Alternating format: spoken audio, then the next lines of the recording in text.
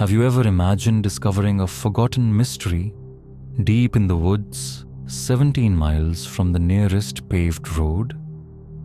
No birth certificates, no school records, just 3 pale children with icy blue eyes, and no one knows who their mother is. Welcome to Gothic Ledger, where forgotten records tell a story bigger than any confession. If you're a sucker for stories buried in old archives, secrets eaten away by time, subscribe to continue exploring forgotten history with me. And don't forget to comment and let me know where you're watching from and what time it is where you are. I'm curious to see if anyone else is up late like me. Our story begins in March 1982 in a remote corner of the Ozarks, Missouri. A social worker followed a winding dirt road through the jungle, responding to a vague tip about abandoned children. But what she found was more than a family forgotten by society. It was a bloodline that had been cut off from the world for generations. The man who greeted her identified himself as Elijah Shelton. He lived with his sister Martha and 3 children. But as she looked into the faces, something was wrong, and she couldn't deny it. It wasn't just the resemblance, it was the uncanny juxtaposition. The children didn't just resemble the adults, they were living replicas of them. There was no paperwork for the mother, no birth records, and the woman by the window. Martha hadn't uttered a word. In the days that followed, authorities slowly uncovered a horrific story that had been buried for decades, perhaps intentionally overlooked. A mysterious fire in 1973, a hidden title deed, whispered warnings from neighbors no one believed. Then the truth comes out: Elijah Shelton fathered 3 children with his own sister. This is more than a case. It is a story of the erosion of faith, the corruption of human will, and a painful testament to how, when blood is isolated for too long, it begins to echo with terrifying echoes. Together, we will enter a lonely house in the Ozarks, following the hidden secrets, the failures of social institutions, and the quiet horror that grows when no one has the patience to see through the darkness inside a family that closes its doors never to open them again. The cabin had no electricity.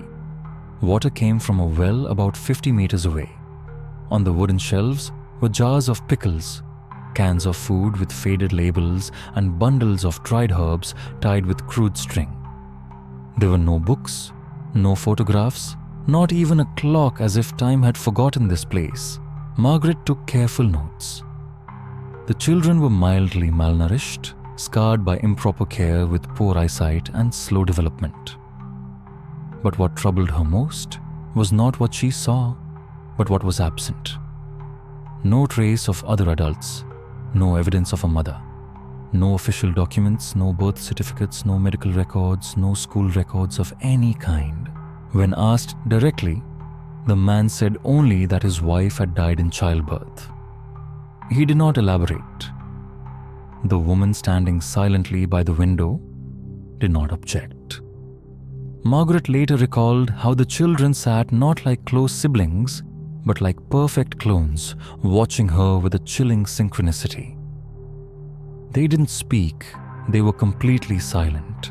Margaret stayed less than 40 minutes and then returned, her shoes wet with mud, her head full of thoughts she wouldn't name for days. That night in her report, she made one last note. The children were not only alike in appearance, but also in the way they sat there breathing their silence.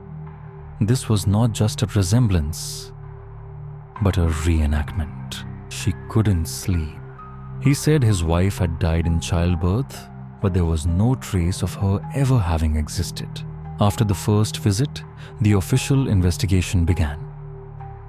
At first, it was the usual bureaucratic procedures: birth certificates, marriage certificates, death certificates. But gradually they realized something even colder than the absence on paper, a silence that was carefully constructed, deliberate and absolute.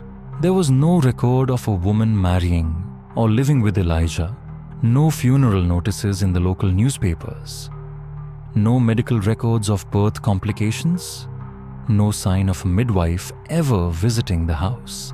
The nearest county registrar's office had only a worn-out 1924 slip of paper transferring ownership of the land to Harold Shelton and his wife Edith. Their children appeared on the school rolls in 1951, and Elijah and Martha abruptly disappeared from the records 3 years later. The paper trail ended there. The youngest, Jacob, was said to be 5. But there was no record of his birth nor of the other children. There were no births recorded in the local hospitals under Shelton's name, no home visits, no vaccinations, no medical records. Legally, the children had never been born. They simply existed. On a second visit, Margaret asked about the wife. Elijah repeated the story, but without emotion, as if he were reciting a borrowed line from somewhere. When asked where the burial site was, he merely nodded toward the edge of the woods. The woman, Elijah's sister, it was later confirmed, was still standing silently by the window, staring out into space. Her silence gave the investigators pause more than once. She was always there, always silent. When the children were fussing, a glance from her was all they needed to stop them. When they argued, no one called out to her, but her hands were the only guide they observed. One witness noted that she moved about the house with ease, cooking, picking herbs and dressing wounds, while Elijah seemed indifferent and distant about these things. The oddities kept piling up. The boy with the scar on his arm walked lopsidedly, leaning to the right. When asked, the woman stepped forward and described the wound, the date, and the herbs used to treat it without hesitation. Elijah shrugged. Requests for documentation were met with silence. A court clerk reviewing the census records of the area made a curious discovery in 1960. Only Harold, Edith, Elijah, and Martha had been listed. No one else had been seen on the property since. An archivist noted that in remote rural areas, missing or incorrect records were not uncommon. But in this case, the absence was no accident.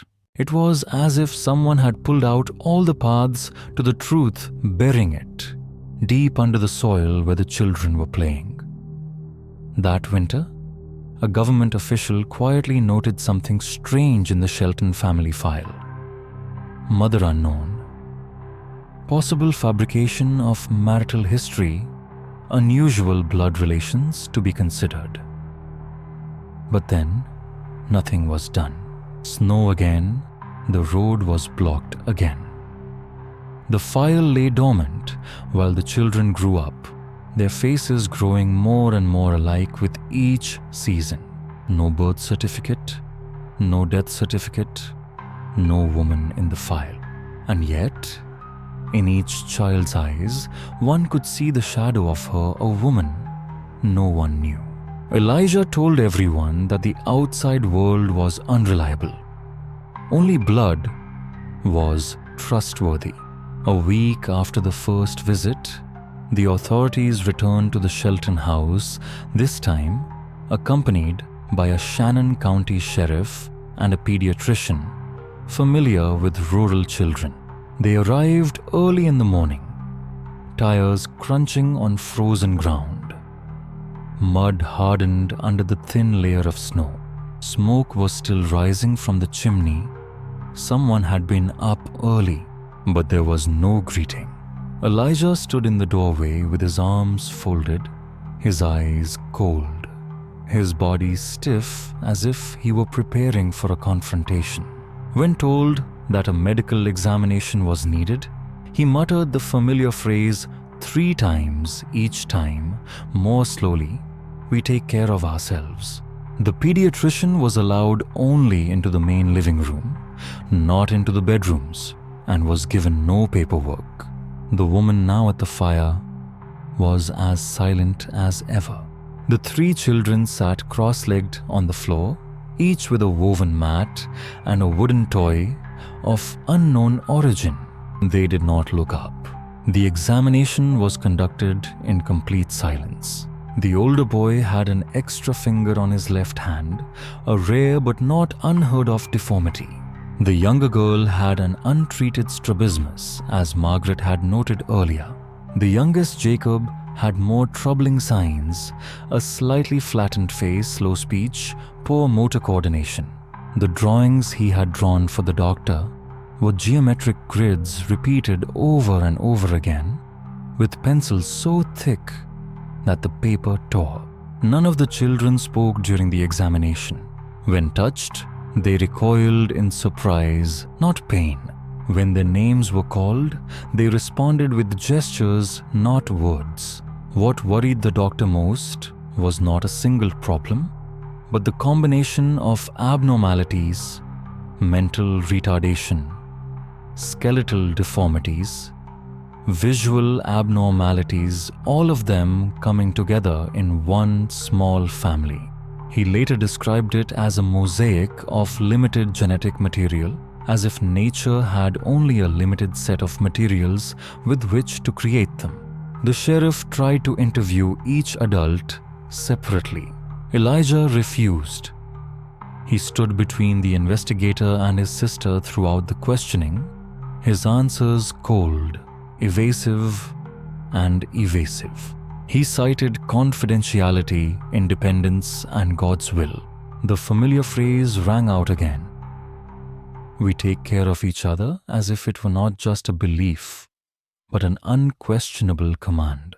The task force stayed less than an hour. Later, in a private letter between officials, the pediatrician wrote that the family was like a closed pond that had not been disturbed for a long time. The atmosphere in the house had a deliberate stillness, cultivated like an internal weather, sealed off from the outside world. No urgent action was taken. It was said that the law needed more than a sense of insecurity, needed clear evidence, and so they left. By noon, the snow and ice had melted. The tire tracks on the road had faded into the mud. The door of the house closed. Inside, the children returned to their familiar seats. According to the doctor, the youngest child, when they left, pursed her lips and made a quiet sound, maybe an imitation, maybe a name. No one knew whose name it was. The Shelton house fire occurred in the early morning hours of October 3rd, 1973. The official cause was never determined. It may have been a cracked chimney or a forgotten lantern. All that was left was the charred stone foundation and 2 half-burnt bodies believed to be Harold and Edith Shelton, the last adults to have a connection to the property. In the following weeks, Elijah and Martha made brief appearances in town, completing final arrangements, receiving death certificates, and signing a deed transferring ownership of the land. What do you think of the secrecy and mystery surrounding the house? What about the story makes you shiver the most? Share your thoughts below. Then they quietly disappeared into the hills unnoticed. The cabin had not been built to replace the old one, which had been there long before Ruffold, built by a grandfather whose name no longer existed in any records. It was deeper in the woods, smaller, windowless on one side, nailed shut with nails long beyond modern standards. The villagers believed it was abandoned. But within weeks of the fire, smoke was rising from its chimney. The Sheltons had no contact with the outside world, Since then, they stopped going to the grocery store, stopped sending letters, and church records showed them absent more and more, until they disappeared altogether. Hunters who passed near the woods reported seeing strange movements in the trees, then a long, eerie silence, as if the whole forest were holding its breath. One of the few people who kept in touch with them was Sarah Jenkins, an old woman who had lived since the 1970s, who had known Edith as a young woman, and who believed it was her responsibility to maintain any connection, however tenuous. She remembered a visit in the spring of 1971, 2 years before the fire. Harold was said to be bedridden, and Edith often spoke in riddles full of hidden meanings. But what haunted Sarah most was the sight of Martha, then quite young and clearly pregnant.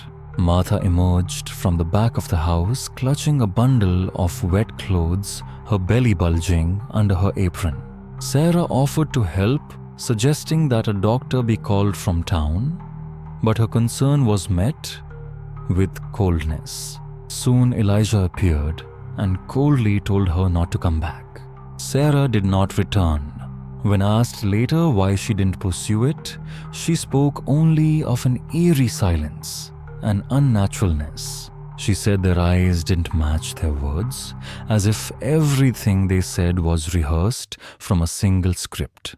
Though Sarah's memory faded over time, she always remembered one detail: the way Martha held her belly, not in anxiety or pain, but with both hands flat, protective, as if guarding a sacred secret. There was no record of a birth, no midwife called, and no baby's cry echoed through the woods. But the following winter, a child was seen peering through the house's window. No one knew who the child looked like, only that its eyes were deep blue. When Sarah waved, the child didn't respond.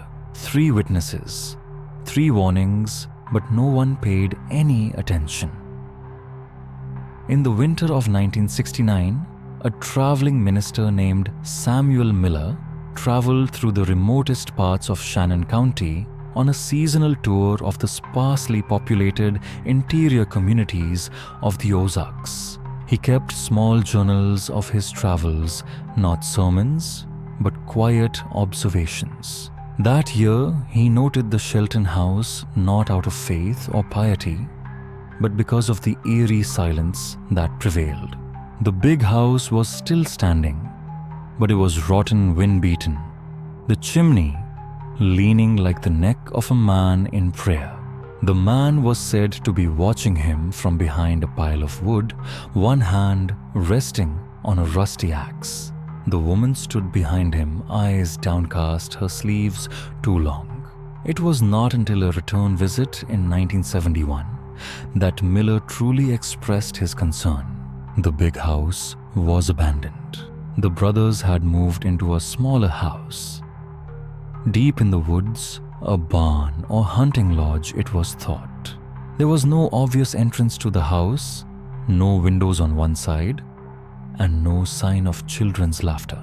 But there was something about the place that made him feel alive in a way that the big house had never been. He was not allowed inside. Elijah, whose name was unknown at the time, refused to let him in.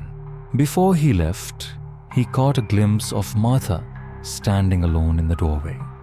Her hunched figure covered by a thick shawl, though it was a warm day.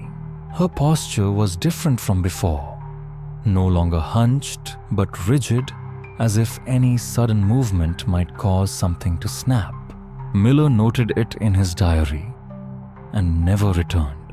Years later, a grocery store clerk at the River General Store recalled the rare times the Sheltons came to pick up groceries. They were never together. One person was always outside. One was inside. The children who came along, though they had never been introduced, had faces so symmetrical, so similar, They seemed to have been copied. The clerk heard one boy ask cautiously if he could hold flowers. The tone was not rebellious, but cautious, as if every question had to be carefully considered before being uttered. She mentioned this to a police officer, but no report was filed. By the time the authorities took formal notice, the house had become an ecosystem unto itself, a place that made its own rules, operated by its own gravity and language. How would you feel if you imagined a place so cut off from the world? A family that keeps to themselves, lives by their own rules. Leave your thoughts and questions below. I'd love to hear what's on your mind. The witnesses were scattered, old and feeble, recalling memories blurred by time, distorted by the fear of being wrong, or worse, of being right. A final story was told by a paramedic who had been called to an unrelated emergency on the hillside. On his way down, he passed the cottage, not knowing what it was. What caught his attention, he later said, was the silence, an eerie, unnatural silence for the forest. Even the crows avoided the place, but what no one saw or dared not admit to seeing was what was growing behind that curtain of silence. Not decay or desolation, but a lineage. A closed, self-perpetuating lineage that needed only itself to continue. The door was always open. No one knocked. He walked in coughing. He left, taking with him the answers that had been ingrained in his blood. In September 1982, after repeated visits that were met with avoidance and skepticism, the authorities finally found a loophole. The youngest child, Jacob, was seen by a social worker outside the house, pale, tired, breathing heavily. When asked to speak, he did not respond. His mouth opened, but only air passed. This, more than any records or rumors, opened the door to intervention. Jacob was taken reluctantly to the West Plains Medical Center. The road down the hill was covered with muddy tracks on the floor of the ambulance. The boy was wrapped in a wool blanket that smelled of smoke and mold. The admitting physician noted a severe respiratory infection, with complications suggesting a long-standing untreated mold and disease. Initial blood tests revealed several abnormalities: low immunoglobulin levels, irregular bone density, signs of congenital malformations unrelated to the pneumonia. A genetic consultation was recommended given the isolated family background. Dr. Brennan, a clinical geneticist familiar with the signs of inbreeding, was discreetly brought in. The results did not surprise him. Jacob's genome showed an unusually high degree of homozygosity, genetic mirrors stacked on top of each other, recessive traits appearing with rare precision. Brennan noted that the density of matched alleles far exceeded that typically seen in first cousins.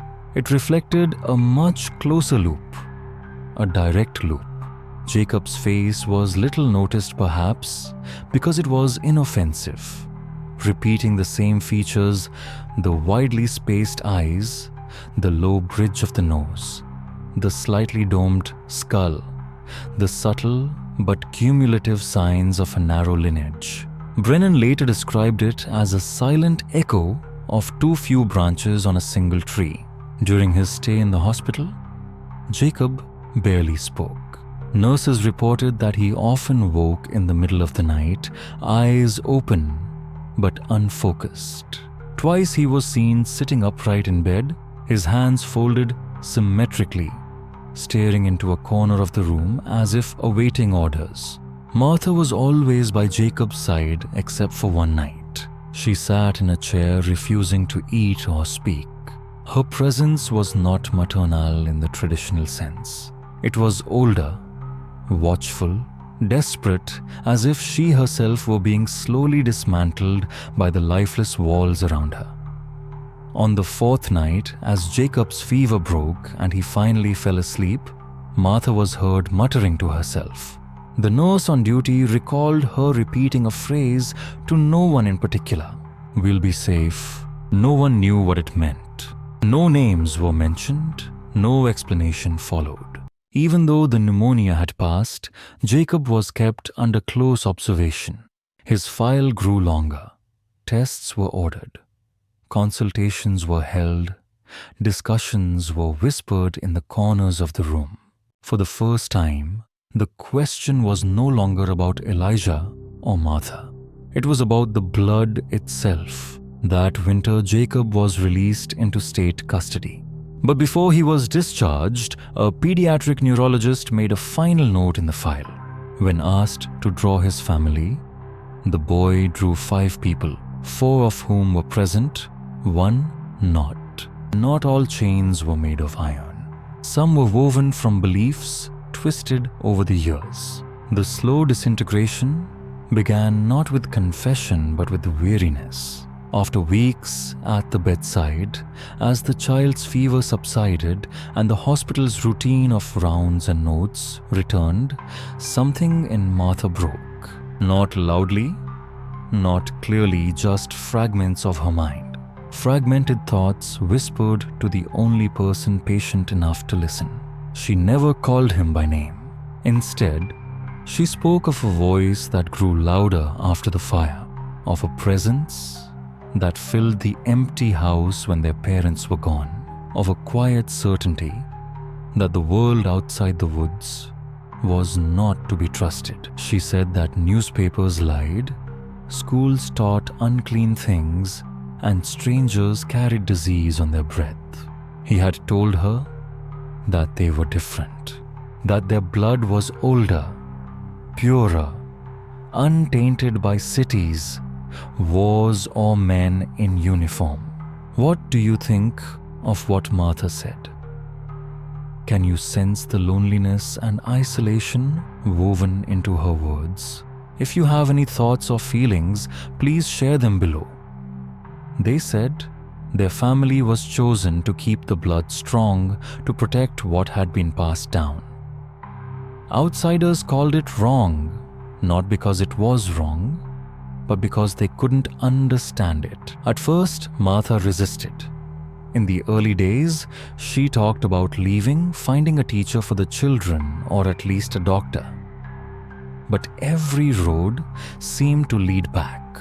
Her doubts were met with long silences, with doors wide open in the middle of winter, with food left untouched until she agreed.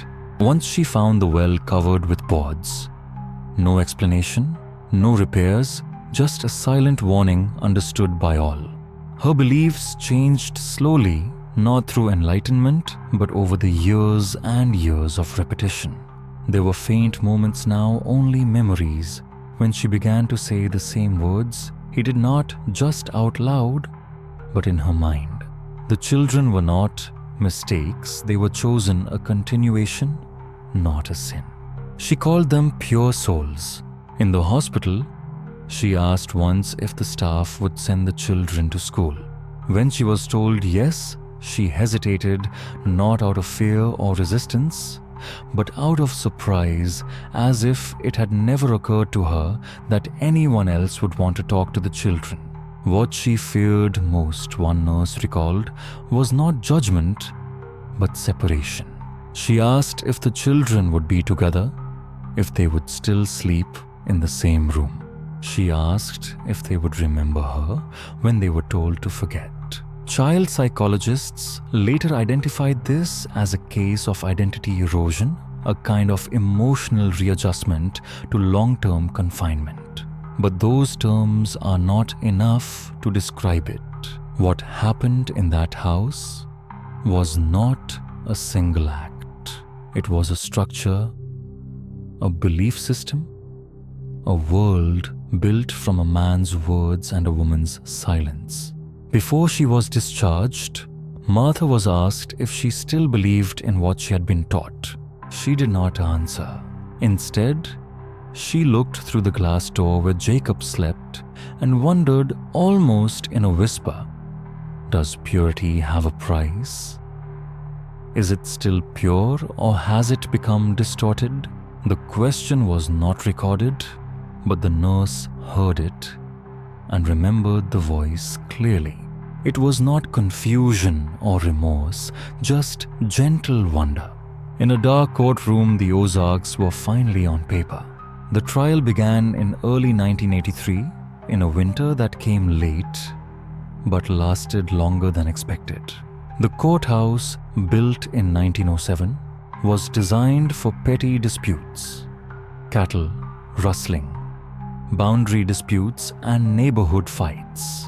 It was not built for a trial like this. There were no cameras, no seating for the press, just rows of creaking wooden benches and a wood stove that crackled as it cooled. The man in the middle of the courtroom sat upright, eyes half-lidded, hands folded neatly on the table, like a schoolboy waiting for instructions. His sister sat in the third row, flanked by two state-appointed social workers. She never looked at him. The charges were clear. 3 counts of incest, a Class D felony under Missouri law. But what followed was anything but clear, either in terms of guilt or defense. There were records, DNA results, hospital evaluations, missing papers. But the testimony revealed something harder to measure, not guilt, but the erosion of context. The defense argued that the man had grown up in a closed system. From birth, he had been taught that outsiders could not be trusted. His parents, who were also relatives, had built his world around superstition and strictness. He had no formal education, no church, no visitors after age 10.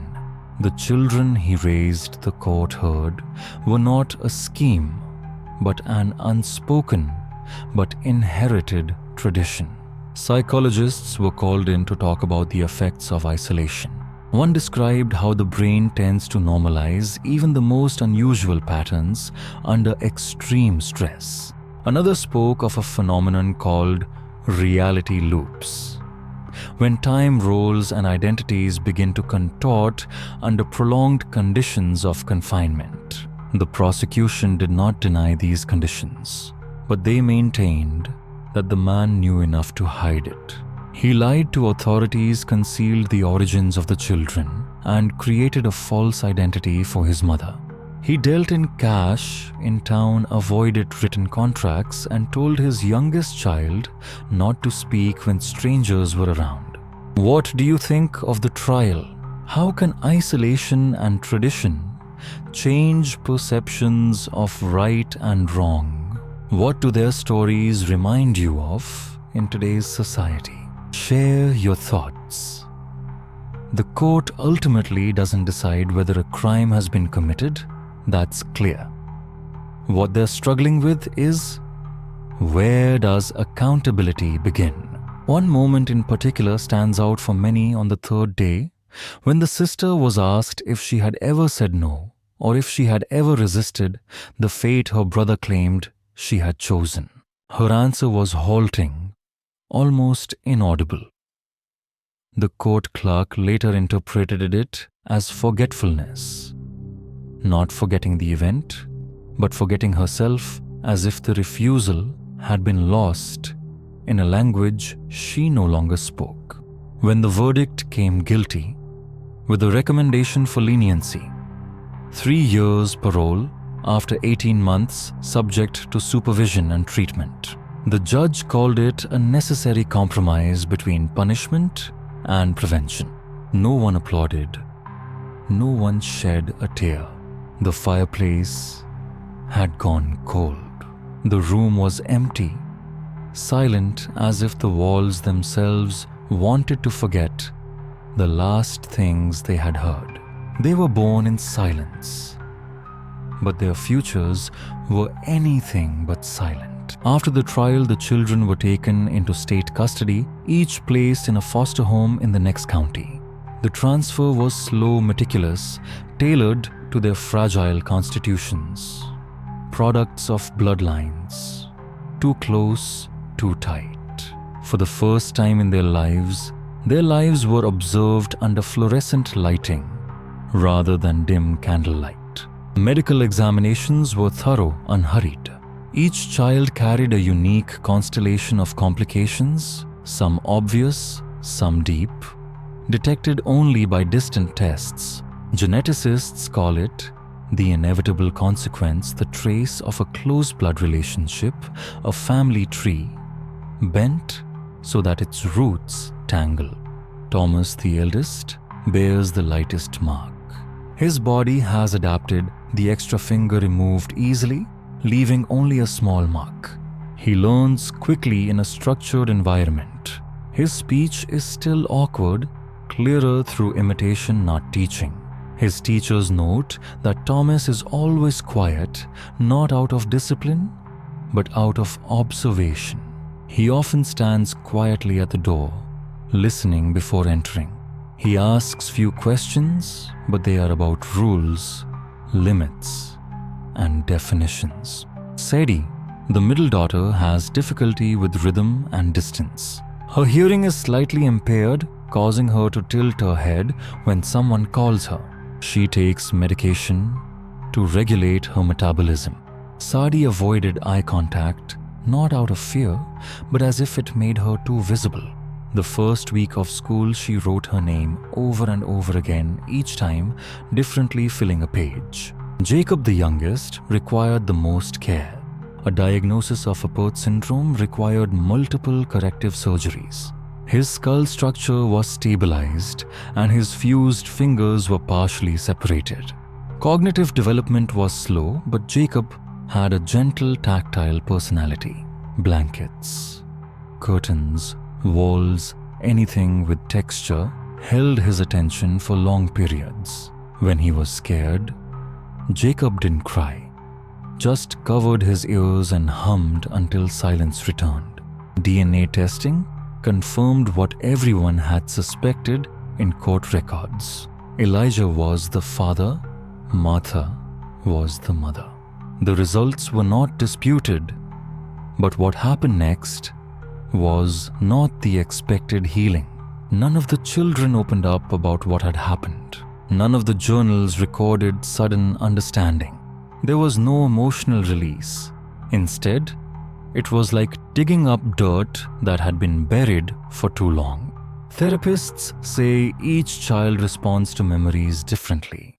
Thomas selectively forgets. Sadie remembers sounds but not meanings. Jacob points out the window while he is indoors, once drawing a circle around a faceless figure, tapping it 3 times on a piece of paper before pushing it away. Some call it recovery, others call it reprogramming.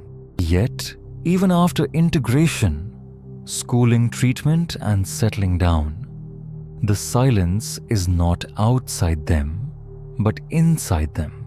The siblings, a psychologist later observed, were not victims or survivors, but relics, objects shaped by relentless pressure until they no longer felt it. They lived, they adapted, but none of them ever said the word family without first pausing.